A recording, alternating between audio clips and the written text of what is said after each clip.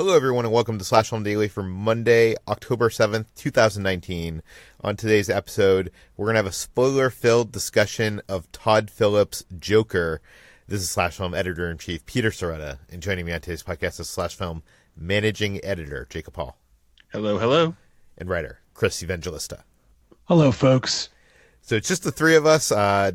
Brad is out today. Ben had been on vacation, has not seen this movie in HD, has been busy covering the New York Film Festival, so she has also not seen this film. So we're going to make the best of this trio, though. I think we have some good opinions on this film. Let's start with that, actually. Let's start with, let's start with Jacob, because me and Chris have kind of given our quick, brief reactions about this film on the podcast in the past. But Jacob, you saw it over the weekend. What did you think?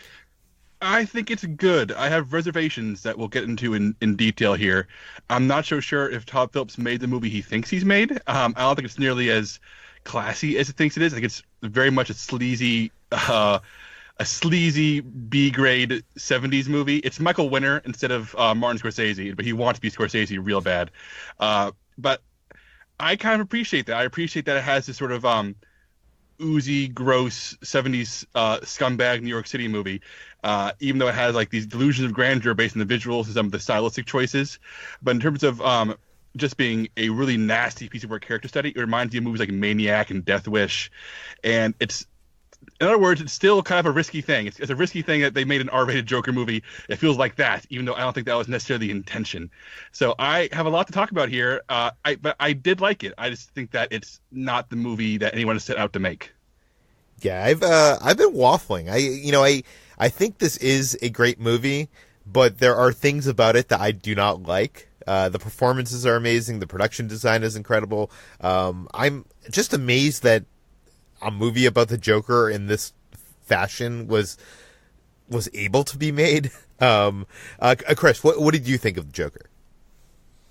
In the time since I've seen it, I gave it an 8 out of 10. I think if I were reviewing it now, I'd probably give it a 7. But there's a lot to like in this movie.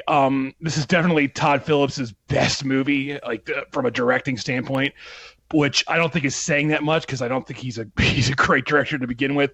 I was leaving the theater over the weekend because I saw it again with Kitra, and while we were leaving the theater, she was like, "So what did this director also make?" And I was like, "The Hangover movies." She was like, "What?" Right. And the production design is great, the cinematography is gorgeous, the score is phenomenal, but really this whole movie hangs on Joaquin Phoenix, and if he weren't in the movie, I think it would probably be a bad movie. I want to say he's the one who really makes this movie work. The script is, I don't want to say terrible, but it's really lackluster. It's really obvious. Like there are scenes where characters literally say their motivations, at the end the Joker's like, this is what society has done to me, and it's like that's really on the nose cheap screenwriting. And this movie, like Jacob was saying, this movie is not as smart as Todd Phillips thinks it is. It's really sort of like a dumbed down version of a smart movie, but Joaquin Phoenix is so good that he elevates the material. And this is really his movie, because even though this movie is loaded with great actors, none of them really have anything to do. They're all just sort of standing around while Joaquin Phoenix does his own thing. And, the movie works really because of him. I think I can agree with most of that. Okay, so we're going to get into the spoilers. So if you have not seen Joker, tune out now, because we're going to start discussing some of the twists and turns of this movie, which are some big things. So you had your chance. Now we're going to get into it. Let's talk about twist number 1. It is revealed that Thomas Wayne is Arthur Fleck's father, or not. And this is interesting because when I was watching the movie, I was giddy in my seat. I was like, oh my God, Todd Phillips is changing canon in a way that I did not expect. This is what does this mean? What could this mean? Jacob, when you were watching this film, you're at this point in the film where that is revealed, what were you thinking? How does this change the Batman mythology, if that is to be taken in for what it's worth? I was dreading it, Peter, and it's because I'm so tired of villains and heroes having these shoehorned in personal connections. It's like making Blofeld James Bond's adopted brother and Spectre. No, thank you. I hate that. For me, the beauty of the Joker and Batman relationship is that they're from two completely separate worlds, and they're sort of born together and come together because of the choices they've made, not because of a bloodline. So at first I was kind of dreading it, but at the same time, the movie does, I feel, pretty conclusively reveal that he's probably not Thomas Wayne's actual son. The movie is, murky on that intentionally, but I think there's enough evidence there to suggest that it's all delusion on his mother's part. So I am of the opinion that it's all bullshit, and that ends up working for the movie because all it does is deepen Arthur's sense of non-identity. I mean, he's adopted. He doesn't really know who he is, doesn't know who his parents are, doesn't know where he's going, where he's from. So the idea of him having a potential link to greatness taken away from him is far more interesting than him actually being linked to greatness. I mean, I agree with that.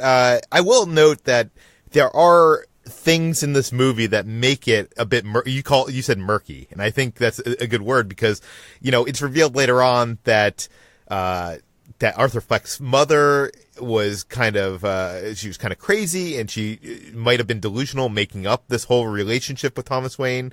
There's this whole report that he comes in contact with, but then later on in the movie we see a moment where he takes the picture of his mother and crumples it, and on the back of the picture it said, I love your smile," or something, TW, which seems to add fuel to the fire that there might have been something there. Unless she wrote that message. Yeah, I mean, that's a good point. Very good point. But I guess, watching this a second time, I think, am I the only one here who has seen it 2 times now? Yeah, I believe so. Yeah, I was hoping that there would be more layers to uncover when seeing, because, you have this movie with an unreliable narrator. I was wondering if there was going to be stuff like that first meeting between Thomas Wayne and Arthur Fleck in the bathroom. I was hoping that there was going to be more kind of in that performance, be more undercurrents of there's something more there. But the guy that played Thomas Wayne was really playing it, how it's, I guess, presented, that, he, there's not a moment where he looks at Arthur Fleck and is like, wait, this is my son, or anything like that. I don't feel like there's a moment there. Chris, what do you think? Do you think that this Thomas Wayne thing is made up by his mom, or do you think that it is actually true? I think it's made up, but it's left in a way that you could read it in different ways if you want to. I personally buy it as, his mom is crazy and she made it up, and I think it works better on a character front, because I feel like Jacob, I think it's kind of cheapens the character a little if it's he's Batman's brother, making him this literal orphan who's all on his own.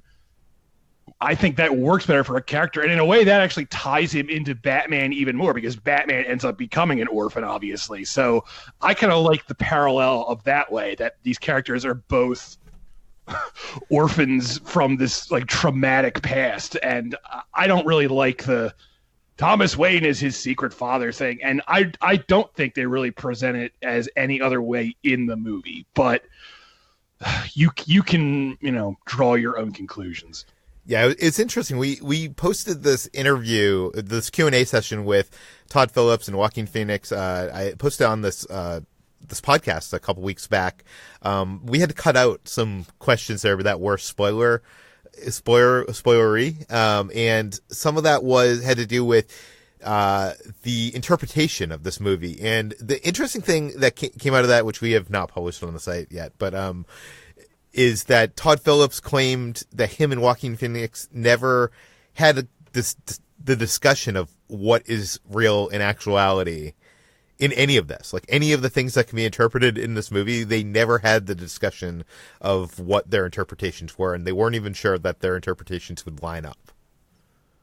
Which, is that good or bad? I think that probably goes more towards what you're saying, Jacob, that I'm not sure Todd Phillips made the movie he thinks he made, because I feel like someone like Scorsese would have those conversations. I'm not so sure. I'm going to play devil's advocate for Todd Phillips here. And if he wants Joaquin Phoenix to play somebody who's so completely lost and confused and does not know what's true, what's real, what's not, maybe withholding information is actually vital to getting the performance he needs. Oh, that's... They haven't been giving Todd Phillips too much credit, Peter. Chris, you wrote up a story today about one of the cast members talking about this twist. What did we learn from his interview? Yeah, so Brett Cullen, who plays Thomas Wayne, he was asked about it, and he actually says that he thinks there was actually an affair between his character and the Joker's mother. Her name is Penny. And that Thomas Wayne is actually the one who had her institutionalized, which I don't really get that from the movie, but that's just his sort of like reading. It's not like him saying, this is definitely what happened. This is just basically this actor's interpretation of the character. So again, make of it what you will. I don't buy it that way, and I don't really get that from the way the film shows it, but that could either just be Todd Phillips is a bad storyteller, or I wasn't paying close enough attention. I don't know. I feel like I don't even feel that from that actor's his presentation in that scene. Like, I don't feel like I got that there was another layer to that. Like, no, not at all. Yeah. Okay, let's talk about the second twist. This one is that his girlfriend is kind of completely imagined, or his relationship with what's her name? Right. I'm positive they never say her name in the movie. They do not mention it all in the actual dialogue of the film, but I think she's credited as Sophie or Sophia. Yeah, I think it's Sophie because there's a track on the soundtrack called "Following Sophie," so that's her name, but they never say it in the movie. Yeah, this twist sucks, Peter. This twist sucks hard because you see it coming the moment they have their first date sequence. Oh, I totally did not see it coming. I will say this: it made me mad. It made me angry because I was watching this movie and I was like, first of all, there's no way after this guy is like following her through the streets of Gotham that she would want to be in any kind of relationship with her. I was like, this is bullshit. Like, Todd Phillips is, this is bad storytelling. And I was, when the rug was pulled out from underneath me and it was revealed that she they never actually had a relationship, that made it more okay. But I guess, so you saw that coming from the first introduction? Part of, goodness, I just feel like we've seen so many movies where someone's imagining someone there with them the entire time, and Joker uses the exact same language of those scenes, which is that character exit scenes before somebody else arrives. They only ever interact with the character who's imagining them. There's a basic framing and language of how she enters and leaves scenes. Tipped it off for me from moment one. So, right. And also, since she's so it's pretty much like the only significant female character who is not his evil mother is just a complete waste of space in the fantasy, and that could be fine maybe, but why is Zazie Beetz here? I mean, I feel like she's so completely wasted. I did not care for the subplot whatsoever. How about you, Chris? No, it's bad. And I feel so bad for. I mean, I shouldn't say I feel bad because I'm sure Zazie Beetz got paid very well to be in this movie, but she's a really great actress and she has nothing to do. There's one scene where she gets something to do, and it's the scene where it's the big reveal where he just goes into her apartment and she clearly has no idea really even who he is. And the way she handles that scene is so good that it makes me angry that Todd Phillips then does the cheap Fight Club thing where he cuts back to every single shot that she was in, and it reveals that Joaquin Phoenix is just standing alone. It's we get it. We don't need these flashbacks. First of all, they're literally from Fight Club. Second of all, the way she acts the scene out pretty much sells you on what is going on here.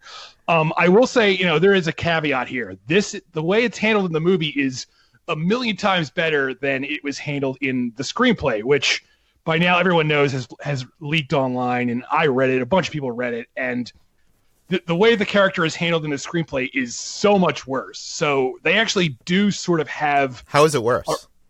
I'm going to tell you right now. So They actually do have a relationship in the screenplay, but then it's revealed that she's really just sort of going on pity dates with him. She sort of feels bad for him. And then there's a point where he sees her kissing some other guy, and her daughter is there with them, and the Joker goes up to the daughter and he's like, your mother's a whore. And that's such what? That's such bad 4chan internet angry guy writing, and I was dreading that happening. And I'm glad they realized that this is bad. Let's not have this in the movie. But the solution they came up with isn't really much better to begin with. So either way, I think this all just goes back to what Todd Phillips is interested in. He's clearly not interested in any other character except the Joker, and it really shows because no one has anything to do here, and it's really frustrating. It's a one-man show, and on one hand, it's good because Joaquin Phoenix is such a great actor, but on the other hand, Todd Phillips is wasting a really good cast. This is a great cast. Like Shea Whittingham is in there, and Robert De Niro, and Mark Maron, and none of them have anything to do. I like De Niro, but let's get back really quick to this twist, which I like. It seems like I liked way more than you guys. The one thing I don't like about it is while they're going through this whole Fight Club copy thing, which you so well put, I think it takes away from the danger of that moment. The moment that there's this stranger in her house and she has her kid there. And I feel like if we didn't have this gimmicky twist in the middle of this, maybe this would be the moment where some people I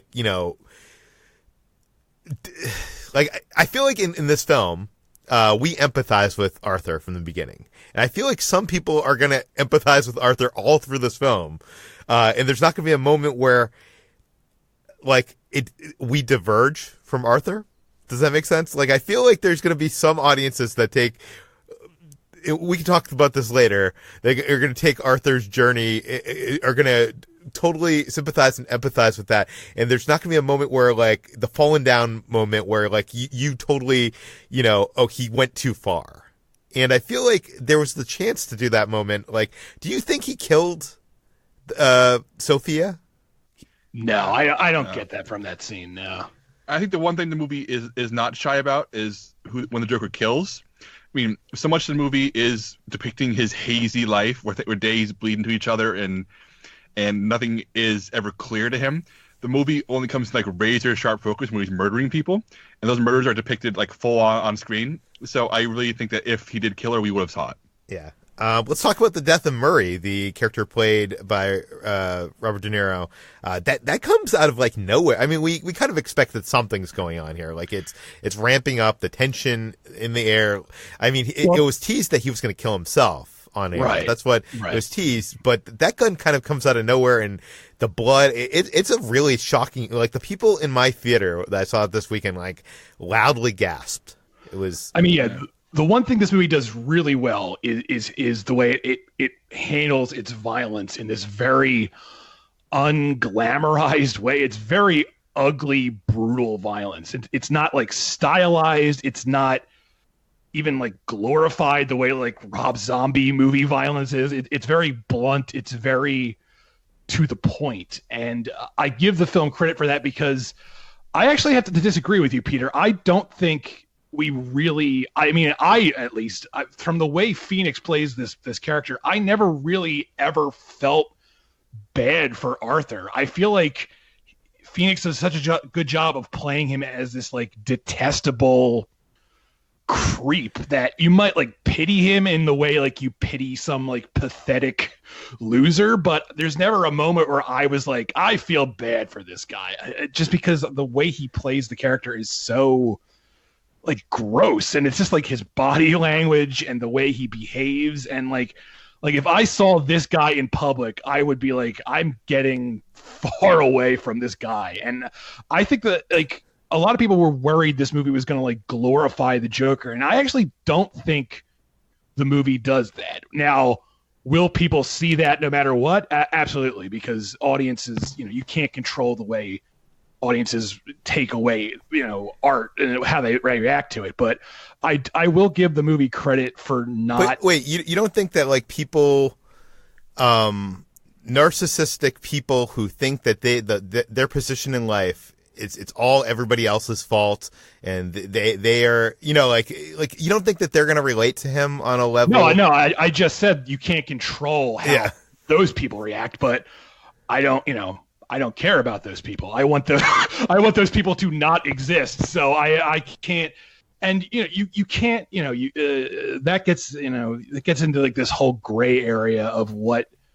responsibility does our art have to the audience. Like, you can only go so far, and I do think the movie really does do an adequate job of not making the Joker heroic. He's not a likable guy, and I kind of think that's why the movie has no real the movie has nothing to say, because the Joker himself has nothing to say. He doesn't care about anyone but himself. He's a very self-centered guy. And the whole scene with Robert De Niro where he goes on the show, they have that whole conversation where Robert De Niro's character is like, do you care about this movement? And the Joker says, like, I'm not political, and he really doesn't care about the stuff he's in.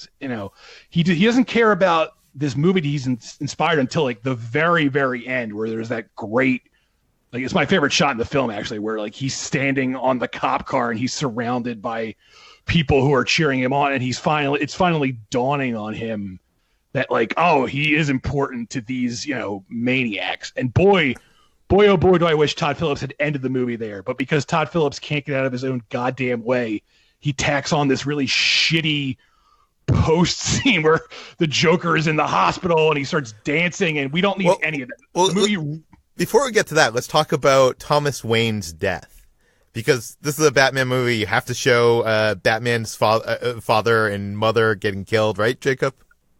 Oh, goodness. I have such mixed feelings on this, because as a comic book nerd, since the Joker and Batman are like this circle of creation, they both create each other in numerous ways. The idea of Batman's parents being killed by a movement started by the Joker is circular in a way I appreciate, especially if we imagine this Batman grows up to fight this Joker. So I'm torn, because I think that there's something elegant about that, about how the Joker is indirectly responsible for creating Batman, and maybe Batman's indirectly responsible for fighting the Joker later on. But at the same time, it's like, did they really have to break the pearls again? Like, every single Batman movie features Martha Wayne's pearls getting broken and scattered across the ground. I feel like that's iconic, though. That like, you can't do a Martha Wayne death without the pearls. Yeah, but for a movie that's otherwise kind of embarrassed to be a comic book movie, and I think it is, it feels really, really weird when they grab that touchdown. What do you think Phillips is trying to say by having the movement kill them and not Joker himself? This is where we'll get to this soon enough, but the movie is such a shotgun blast of noise, with each note signifying something, but not quite forming a song. And this is just a shotgun blast of noise that does not quite form the symphony that I think he thinks he's making. Because at times, Thomas Wayne is depicted as being Trump. At times, he's depicted as being, the swamp that Trump claims he wanted to drain. He's hard to have his cake and eat it too. The metaphor is so unclear that it's not clear if we're watching a liberal uprising take down a fascist, or a fascist uprising take down, a corrupt liberal. It is unclear to the point where I find it frustrating. I wanted to get into this Trump thing later, but let's get into this now, because, I think it was Alec Baldwin was up for the role of Thomas Wayne, and he turned it down because of, I think there were scheduling conflicts or something. But he had this interview where he said he realized that he was basically paying Trump. And when I was at this Q&A with Joaquin Phoenix and Todd Phillips said, and this was not recorded, I think we were just like in discussion outside the screening, and he was talking about that, and he was like, I never intended Thomas Wayne to be Trump. And he said, if anything, to me, Joker represents Trump. And to me, that makes it even more baffling. What is he trying to say here? He's trying to say he doesn't understand his own movie because he is a bad screenwriter. I'm going to steal my wife's discussion about this. We had the exact same discussion driving home from the movie, and my wife's reading on this is that the Joker is very much a metaphor for Trump, because here is a unqualified maniac who is in it only for himself, who rallies a movement of people who are so angry that they don't know what to take it out on around him, elevates himself to a position of power, and it's just all noise and anger in search of something, and they found it in a form of somebody who only has the worst interests of the world in mind, which is actually a really solid reading, and that's why I'm delivering it here. I'm not sure if I agree with it, but it's the way my wife took it, and I think it's worth sharing here for sure. That is, now that you put it like that, I can sort of see that, but I feel like that applies more to Bane in The Dark Knight Rises than it does the Joker here. Part of one of the things I'm so frustrated about with this movie is the period setting. Like, it's set in the 80s, and it's set there for literally no reason. There's no reason to set this in the 80s other than Todd Phillips wanted some sort of period it's the aesthetic. Setting. Exactly. It's only for aesthetic. And like, I wish he had done something. Like, if there's actually moments in this film that don't work because it's set in the 80s. Like, there's a moment where Murray plays this tape of him from this comedy club. Who was at the comedy club with a huge camcorder in the 80s and taped it and sent it into Murray? Yeah, it sets up in the back room where he's waiting. There's a TV showing all the performers playing. So I think you're. Oh, is it? Okay. It's set up that way, but you're right. It is very odd, and but what I'm trying to get to here is like, if they're going to set this in the 80s and you want to have some sort of like political subtext, you could have easily tied it into like the Reagan era, which is ripe for interpretation and parody, but he never does that. I never even get the sense that like Ronald Reagan exists in the world of this film. Like, it just it really irks me that it's set in the 80s just because he needed some sort of period setting. And if you're not going to do anything with that, like, it's just, why bother at all? Do something with it, or, set it now, like in like this era that we're in, and tie it into what's going on now. Like, there's a way to do that that's smarter than whatever this movie is doing. And I don't know. Like, a part of me wonders if Todd Phillips is actually smarter than I'm giving him credit for, and he's made a movie here that the Joker, that the character of the Joker in this movie would like, in the sense that it's not really about anything. It's not saying anything other than nothing really matters. It's this nihilistic, everything is awful, nothing's ever going to get better, and that's sort of like the message of both the Joker and this movie. And maybe that is what he's going for here, but then you go and you read interviews with Todd Phillips, and it sounds like that's not what he was trying to do at all. So I don't know where to draw that line. Well, I was going to say, let's talk about the deaths in this movie, because it seems like you say that they're not trying to, Todd Phillips is not trying to make Arthur Fleck empathetic, but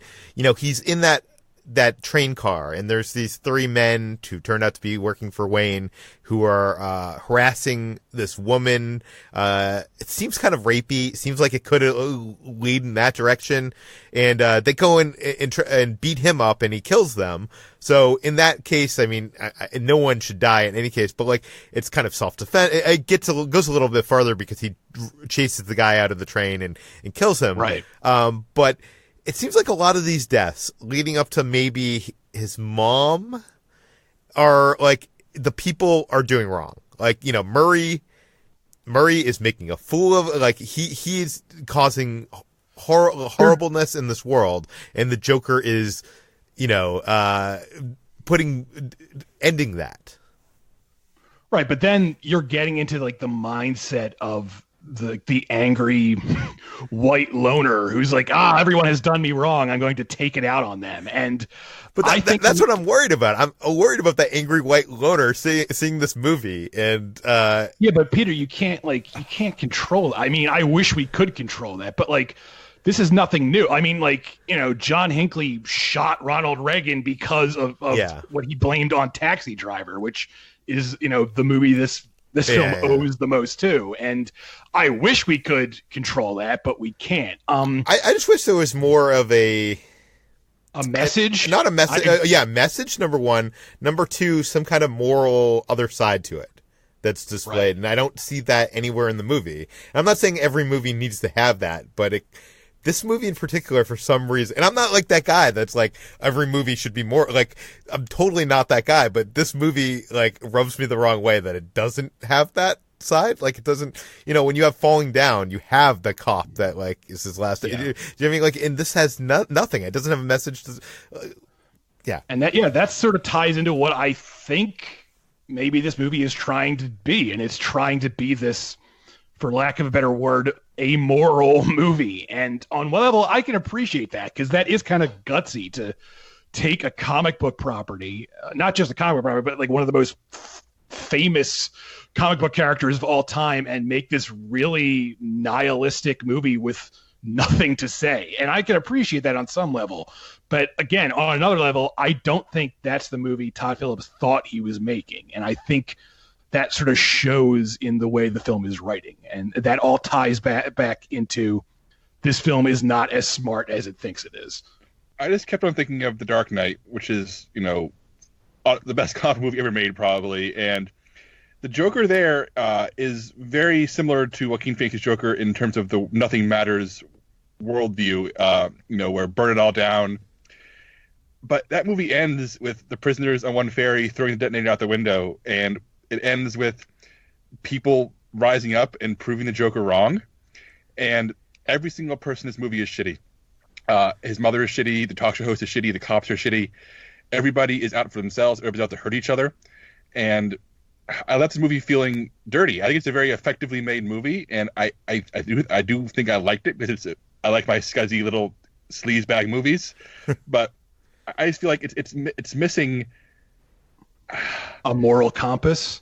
Yeah, I feel like I'm not that 19-year-old college student anymore. I'm not going to put Tyler Durden on my wall. I'm not going to I don't think Travis Bickle in Taxi Driver is badass. I'm 31, damn it, and I've lived long enough to realize that I believe in shit. But so I have to ask though, like, do you think that is sort of like reflective of where we are now? Because like The Dark Knight, The Dark Knight was before Trump. It was before the Trump era. And when I revisited The Dark Knight to write about it for the whatever 10th or anniversary or whatever, I was like, I felt like that ferry scene, as great as it is, it feels naive now, because I feel like the Dark Knight existed in this whole other world where we were still holding on to this hope that things will be all right in the end. And now we're living in the Trump era, where it feels like nothing is ever going to be good again. Like every day there's some other terrible thing that we wake up. I don't know about you guys, but like I wake up, the first thing I do is look at Twitter with like a pit in my stomach, where I'm like, all right, what terrible thing awaits me today? And I didn't feel like that when The Dark Knight came out. Not to say that like the world was this great place when The Dark Knight came out, but I feel like maybe this movie sort of reflects where we are as I hate to like be like, we live in a society, because that's like the joke of this movie at this point. But I feel like maybe that is reflective of where we are. We're in this really bleak, shitty era where, like, I feel like if The Dark Knight came out now and you had that scene where the inmates throw the detonator off the boat, it would feel wrong now, because we don't live in that time anymore. And I don't know. What I'm saying is everything is awful. That's what it boils down to. I think you're right here, Chris. But at the same time, this is where the whole comic book movie-ness of it comes into play, because I don't read superhero comics because I need to be reminded of what the world is today. I read superhero comics because I want to be reminded of what the world can be. And Batman is about, taking a human being and pushing him to his limits to the point where he becomes the ultimate force for good. And the Joker is meant to be the challenge to somebody who is set a moral compass for himself to be the best person possible to save the world. And to examine the opposite of a positive moral compass, a character who is designed to be pure nihilistic evil, and borrow the language of that world and that character and these names, the familiar iconography of it, it hurts in a way that I did not need right now. And maybe that's my fault. Maybe it's a baggage that I'm bringing to this movie. It's a very well-made movie that, once again, I liked watching. I like Joker. I'm glad we're talking about it. But I feel like by ignoring the counterbalance to the Joker, they're ignoring what makes the Joker an effective villain in the first place, what makes him stand out in the comic book world, and what makes Heath Ledger's version of the Joker so memorable is that he's a counterbalance to Batman. And removing any kind of counterpoint from the movie makes me feel like, oh, this is an admission the world's not going to get better, instead of a question of how can we make it better. And for me, that's not what I want out of a movie like this. But maybe I'm wrong. No, I think you're right. And I actually kind of wonder like how this movie will play knock on wood, 4 years from now, when maybe we're not living in this nightmare that we're in right now. Like, I kind of wonder how this movie will hold up, because like, The Dark Knight, that's a movie that holds up, even though, I just got done saying that one scene doesn't really play the same anymore, but that movie holds up 10 years later. And I kind of wonder how this movie is going to play like 10 years from now. Is it going to seem like this relic of this dark period we were in? Sort of like the way when you look back at Taxi Driver, where it's relic of this different New York, where, it's not the touristy New York of today. It's the dark, sleazy, dangerous New York of films like, Maniac and stuff like that. And I kind of wonder how Joker is going to play, decades from now. If it's going to be this quaint reminder of this dark period we went through, or if it's going to be like, how naive we were. Things got so much worse. Yeah. We have so much more to talk about. You mentioned before that end credit scene, or like that last scene where we see Arthur. He is in the hospital. He's in, what is that, Arkham Asylum, I guess? I think they call it Arkham State Hospital, because this isn't a comic book movie, Peter. Yeah. This is an adult movie for adults. And he's talking to that same woman from earlier in the movie where she was like his city-appointed social worker. Yeah. And Arthur laughs to himself, and she says, "What?" And you don't quite know what he's laughing at. Do the events of this movie even happen? Or is that like him in his mind, that whole thing playing out? And it's because Joker in the comics, or even in The Dark Knight, in all throughout his thing, he doesn't really have a concrete backstory. It's mostly like these made up stories that he tells that we're not sure what is real. So I'm wondering, like, is this all just like a made up thing in his head, and like this movie didn't even happen? It happened. I think this is also the same thing. I think the ending of Taxi Driver happened. I think the ending of King of Comedy happened, and I think the ending of the Joker and everything that lead up to it, it all happened. I don't see what the movie gains from being any kind of dream sequence or any kind of unreliable chain of events. I see what you're going with here, Peter, but I don't see it personally. Chris, what do you think? Boy, that thought hadn't occurred to me until today, because I think I read something somewhere else mentioning this. And boy, I hope that's not the case, just because I hate stuff like that. I will say I do like the way that, even though I think the movie should have ended with him standing on the car, I do love there's this like cross cut where it shows Bruce Wayne, the child Bruce Wayne, in the alley with his dead parents, and then it's like smash cuts to the Joker in the hospital, and that's when he says, "I was thinking about something funny." And that to me is like sort of like the Todd Phillips's very unsubtle wink wink of, what's to come. Bruce Wayne's going to grow up and fight, I guess, old man Joker, because the Joker's like in his like, he's got to be like early or 40s, mid 30s here. So by the time Batman grows up, the Joker's going to be like 60-ish, which is kind of weird. It's like Batman fighting. No, Batman could be in his 20s, right? I guess, yeah. But either way, I do like that cross cut. But if it is supposed to be like, it was all in his, like, I'm willing to admit maybe some things didn't happen exactly the way they're presented, because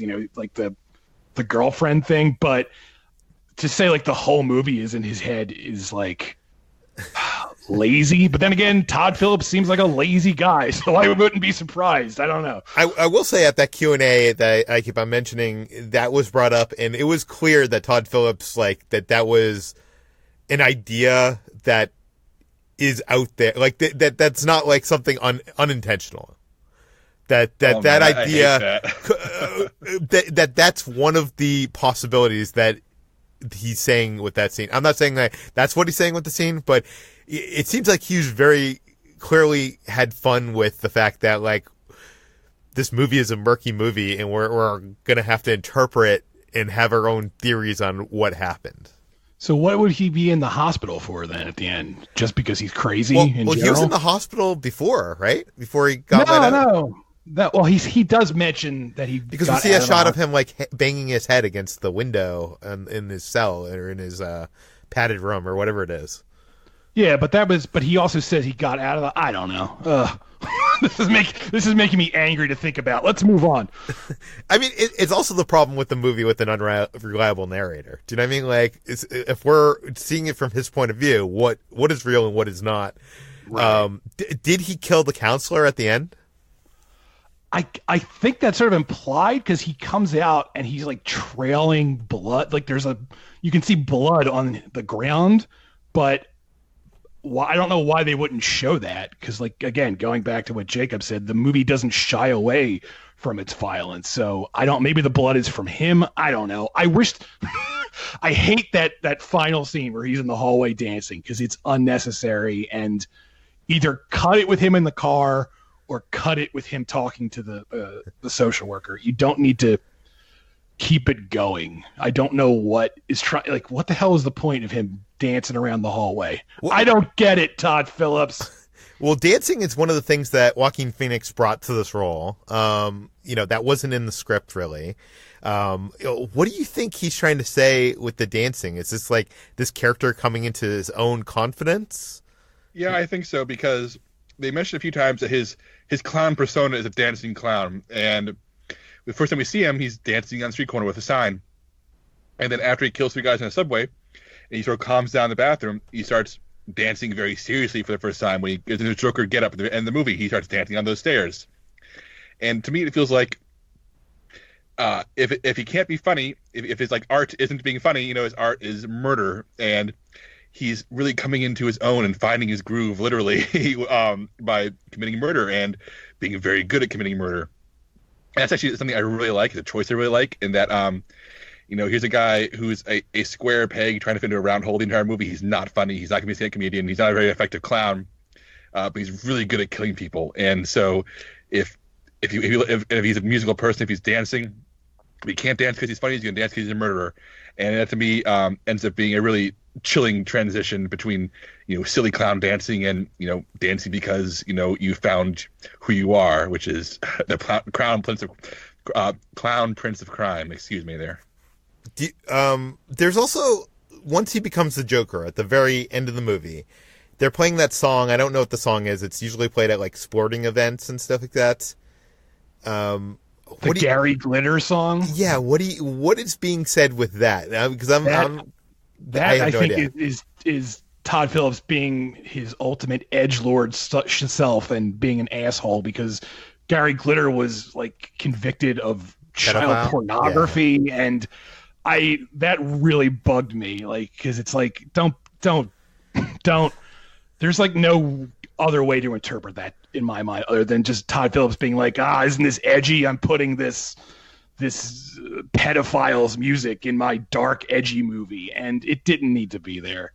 I'll give him the benefit of the doubt, because the song is such an obvious needle drop up to a point of like, here's someone strutting in slow motion kind of thing. So for me, I think it's Todd Phillips being oblivious more than anything else. I don't think there's enough edgelord shit in this movie for me to forgive that one. Okay, let's talk about the depiction of mental illness, because this, Arthur Fleck has this condition where he uncontrollably laughs at times. This is actually a real medical condition, and usually it comes from, there's 2 ways it comes from. One of them is actually like a physical trauma as a kid, which we learn that Arthur Fleck had, or at least we learned from those documents from the court. Jacob, do you want to talk about the mental illness? This is where the movie gets interesting in ways both good and bad for me, which is that unlike Chris, I think there's real notes of empathy and sympathy for Arthur Fleck, in that he's clearly suffering. He clearly is suffering from a variety of illnesses that we learn he takes 7 medications to combat, and there's no social safety net to keep him safe. The movie's ultimate, end result, which is that he goes on a murder spree, is problematic and troublesome. But the idea that people not being able to afford their medicine and committing suicide and causing self-harm because of the exact things that Arthur Fleck is going through is very real. And Joaquin Phoenix's depiction of it is, for me, really heartbreaking, because, yeah, he is not a guy you want to be alone in a subway with, and he's really unpleasant, but he's also a victim of illnesses that he has no way of controlling, and he has no way of combating, and there's no one there to help him. I mean, halfway through the movie, his social worker loses her funding, and he's forced to be out on his own. And But the social worker isn't even listening to him. Doesn't even care about him in this depiction by Todd Phillips.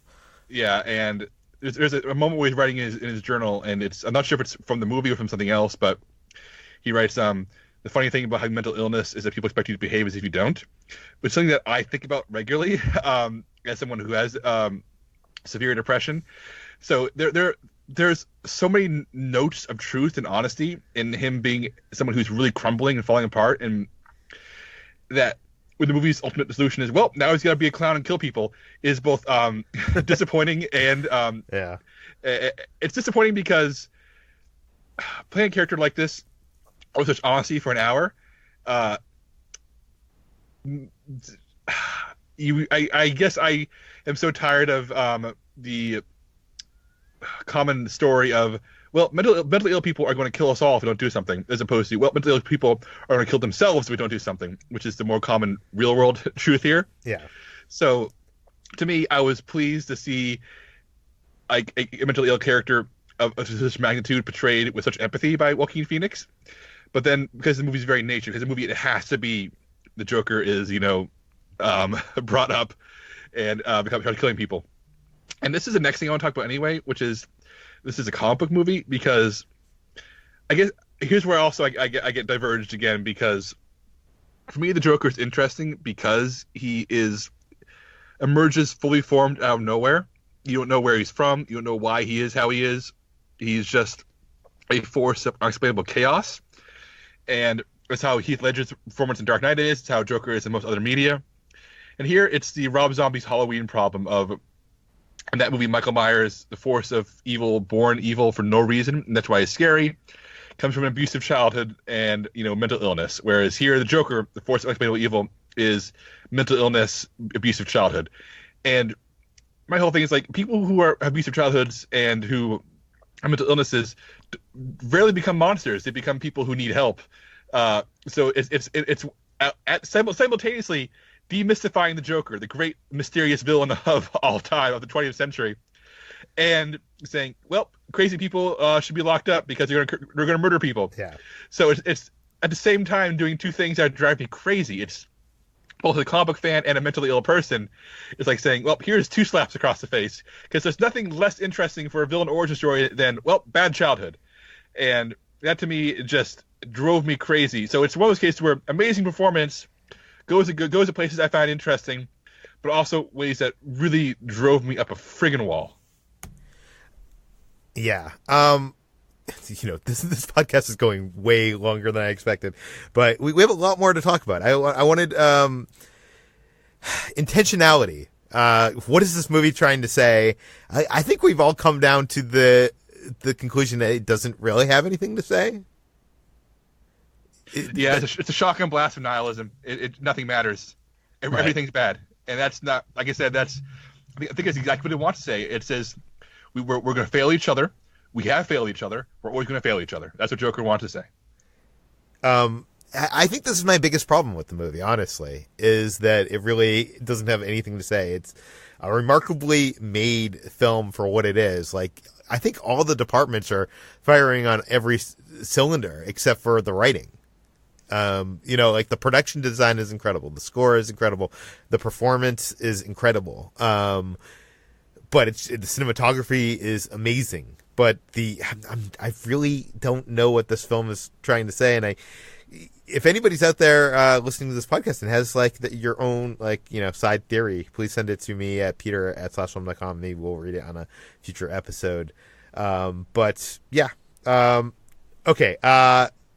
We need to talk about the implications of this movie. When this movie was coming out, there was a lot of criticism. The Aurora shooting victims' families sent a letter to Warner Brothers hoping the company would take some kind of action. There was movie theaters that banned any costumes, and there was even some evacuations and whatnot. Todd Phillips, not having any of it.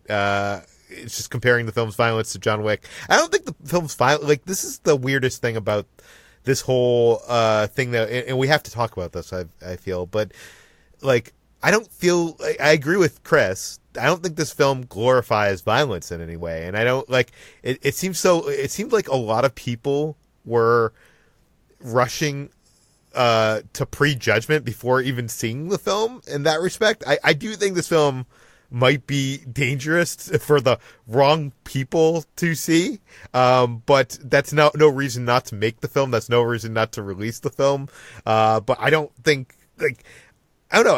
I just feel like someone that would see this film and take inspiration from it is not going to go into a movie theater and shoot up that movie theater of people also watching this film. Like, that doesn't make any sense to me. I wanted to hear what your guys' thoughts were on the whole, is this movie dangerous? Well, all art is dangerous, Peter. All art. But in all seriousness, this is a really tricky question because I do think the wrong person could see this movie and feel vindicated by it and feel like, yeah, I should do what he does.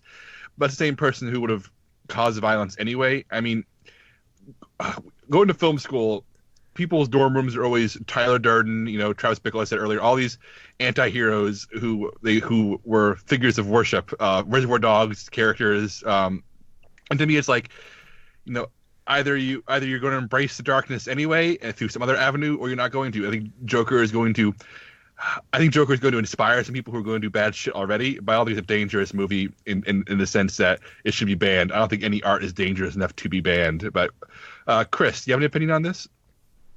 Yeah, like I said earlier, you can't control how people interpret stuff, and I don't think this movie is dangerous. I mean, as dark and violent as this movie is, I think people are sort of like overselling the darkness, because I've seen movies 10 times darker than this, and I kind of think there's this weird like built-in hype that. Well, it's also the whole Aurora thing with the right. Dark Knight Rises, which it turned out was not a guy that claimed to be the Joker. Right. That was a thing that sort of like has been disproven time and time again. It had nothing to do with the Joker, but he had dyed hair though. Yeah, but his hair was like orange, which is like not like, so it's look, I don't know. It's tough to say, man, because people are going to do what they're going to do no matter what. If anything, I think this movie inspires like smoking, because when this movie was over, I was like, God, I need a cigarette, because he's like smoking like every like 10 seconds. So on that front, maybe it's dangerous on the nicotine front, because Joaquin Phoenix is constantly smoking and it looks really cool when he does it. But the violence, I'm a strong proponent of the idea that, art doesn't cause violence. Like, people who commit violence, we're going to do it regardless of whether or not they saw a movie or played a video game or read a book. And it's just, I wish there was some way, we could control that sort of thing, but we can't really. And it's just the way it is. It's really how it's always been. Yeah, and I want to be clear here. I don't think any one of us thinks that any kind of art can create violence. Like, I don't think violence in movies or video games are going to encourage, someone that played Grand Theft Auto to go out and like shoot someone. That person was probably already, troubled in some way, and that does not encourage that. On the other hand, I do feel like this film, as art, does have a psychological effect. I don't think it's the violence in this movie for me. I think it's really kind of the message, or the lack of a message, but you empathizing with this guy that is, I guess, learning that the way to go in life is to just destroy all the things that are doing you wrong, or you think that are doing you wrong. And I worry that people are going to take that message. That doesn't mean that I don't think this movie should exist. I definitely do. But I don't know. Sitting there watching the movie, that was something that was hard to not think about, is like how the wrong kind of person might, be inspired by this film, or inspired by the psychology of this film. Not so much the violence. But we could do a whole podcast on the violence and all that stuff. But we have a lot more to get to. Let's talk about will there be a sequel? Should there be a sequel? No. Look, I'm ready for the next Batman movie. I'm ready for Robert Pattinson to suit up. I'm ready for him to fight Jonah Hill's Riddler or whatever's going to happen with that movie. I'm ready for a Batman. But I'm not sure. But this movie earned like a ton of money, $93.5 million domestically, broke an October record. It also earned $140.5 million overseas. All right, so let's clarify the question. Are you asking, should there be a sequel or will there be a sequel? Both. I'm asking both. I will say this though, where this movie leaves off with Arthur Fleck in this institution and this movement going on because of him, I do think that probably is an interesting movie there that doesn't lead to like him versus Batman, but I don't know what that is. Yeah, I mean, I don't think I need another trip to this corner of Gotham. Bring on whatever the Batman is going to be and introduce a new Joker in 5 years. That's what we do now. We recast each character every 5 years. Yeah. Chris, what about you? I'm assuming you don't want a sequel. I don't. Yeah, there should not be one. I don't think they're going to make one. I mean, then again, I never thought Joaquin Phoenix would do this. So you never know. But I have a feeling what I think is going to happen instead is now other people are going to be inspired to make more darker character study superhero movies instead. Like that's going to be the takeaway from here. They're going to be like, all right, this kind of movie can make money. Let's make, Mr. Freeze. Yes, R-rated Mr. Freeze. We're going to get stuff like that next, I think is where this is headed. Yeah. Interestingly, though, you did write up this article today that Joaquin Phoenix kind of teased that he's interested in talking about more. Well, the quote is, he says, they had a great time doing it and there are endless possibilities. At the same time, he's very he doesn't say like, yes, we are doing a sequel, but he kind of phrases it in a way that he had a really good time making this movie. He really loved playing the character and he's not 100% like dead set on never making a sequel. At the same time, that's not saying like, yes, they're definitely going to do it. So it's sort of like, I don't know. I can't get a read on Joaquin Phoenix, man. He seems like I think he's one of the best actors working right now. He's a phenomenal actor. And I never would have pegged him as someone who would be interested in like a franchise, but here he is talking like, yes, I love playing this part. And I don't know where he stands, honestly. He doesn't seem like the type of guy who's like in it for the money. Obviously he gets paid, but I can't see that him being like the type of actor who like Warner Brothers is like, we'll give you all this money if you do a sequel. I can't see him being like, I don't think he has any interest in that. Right. Like, so I don't really know how this is going to turn out. Like the fact that he's like not saying this is one and done because he's turned down sequels and stuff like that in the past. Right. I don't know. It seems weird to me. It seems like a sign that they're talking about something, but we'll see. I feel like if there is going to be a sequel, we'll know sooner rather than later because that's just how these things go. Like they're not going to wait a year to announce it. They're going to lock that down soon. So if there is going to be one, we'll know like within a month. Okay, we just have a few more things. One thing that was brought up to me by Eric Eisenberg from Cinema Blend. I was at a wedding with him this weekend, and he brought up that all the clocks in the background of this movie have the number 1111. What do you think that means? I remember this because this is the second film of the year to have 1111 featured prominently after Jordan Peele's Us from earlier this year. Also featured this, and we looked it up then. And the most common thing we could find was that there's a biblical verse, Jeremiah 11:11, that goes, "Therefore thus saith the Lord, behold, I will bring evil upon them, which they shall not be able to escape, and though they shall cry unto me, I will not hearken unto them." So is this the Jordan Peele and Todd Phillips both find the same Bible verse and put it in their movies?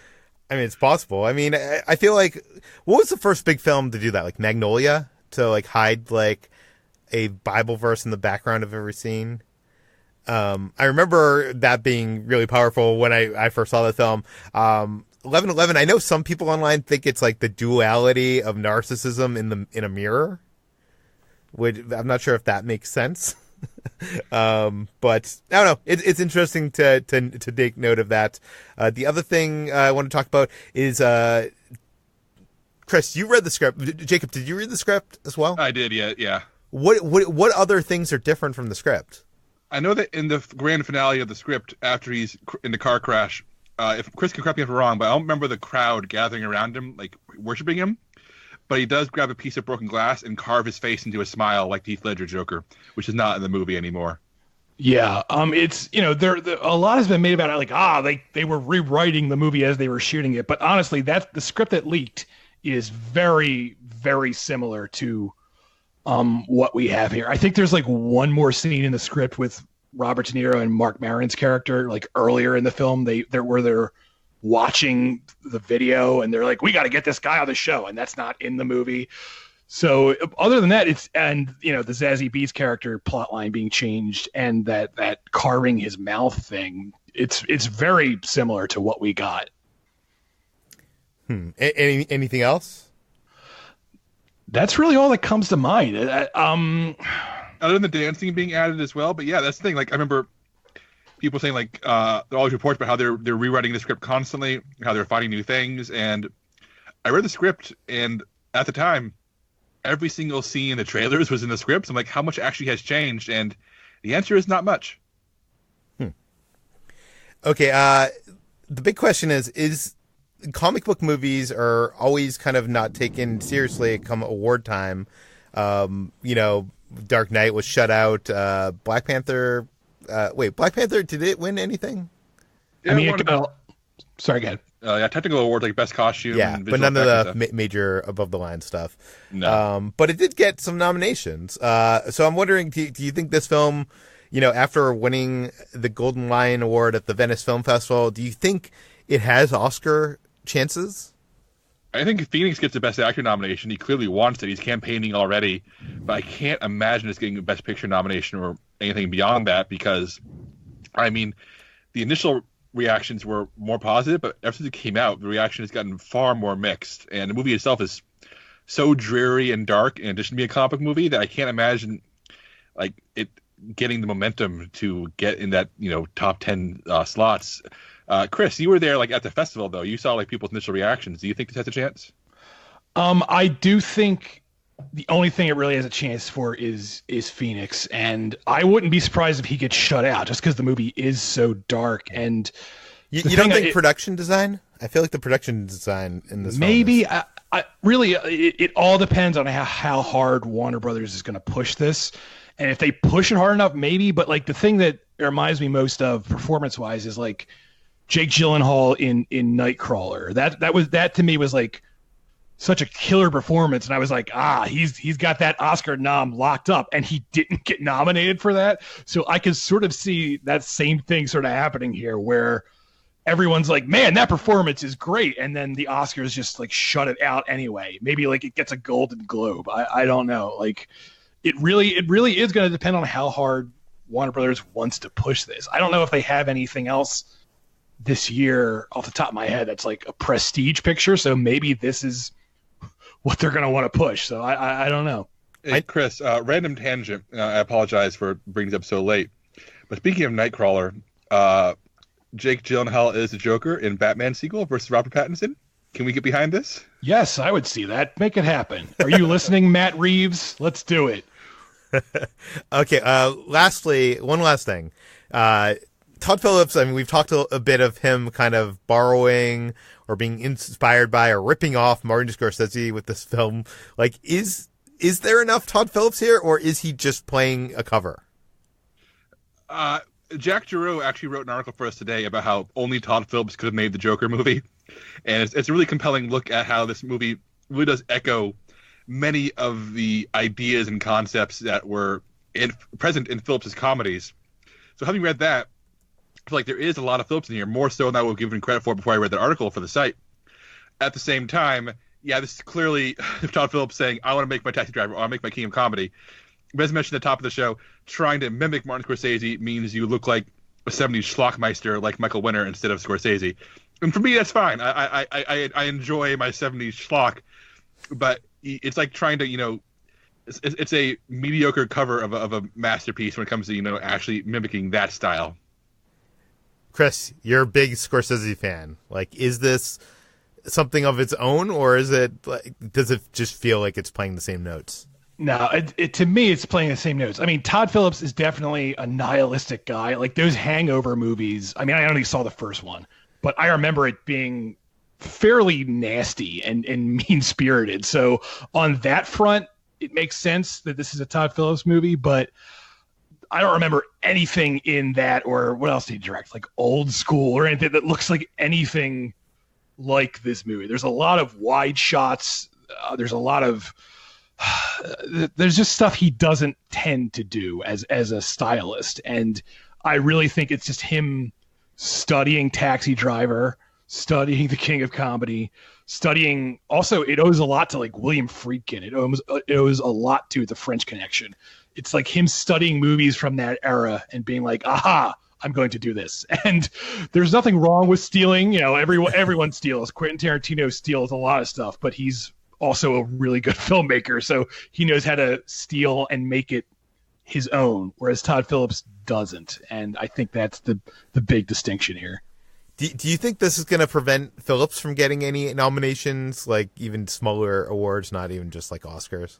God, I don't know. If the Green Book guys can get all those Oscars, then I guess Todd Phillips can do it too. So who knows? I could see him getting some sort of like Independent Spirit Award type nomination or something like that. But I don't know.